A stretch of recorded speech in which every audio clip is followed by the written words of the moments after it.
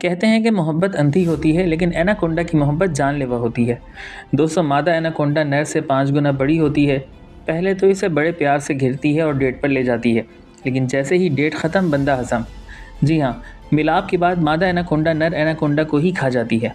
شکر کرو کہ تمہاری والی نے صرف فرینڈ زون کیا تھا، ڈنر زون نہیں۔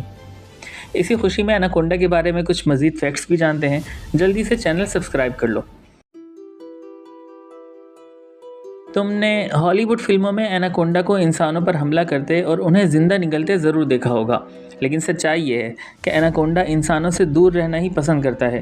اگر یہ انسان کو دیکھ لے تو ڈر کر پانی کے اندر چھپ جاتا ہے اور تب تک کوئی نقصان نہیں پہنچاتا جب تک اسے چھیڑا نہ جائے۔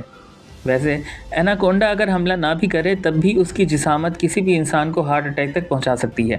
یہ 250 کلو گرام کے ساتھ دنیا کا سب سے وزنی سانپ ہے۔ یہ یوں کہہ لیں کہ سانپوں کی دنیا کا کھالی ہے۔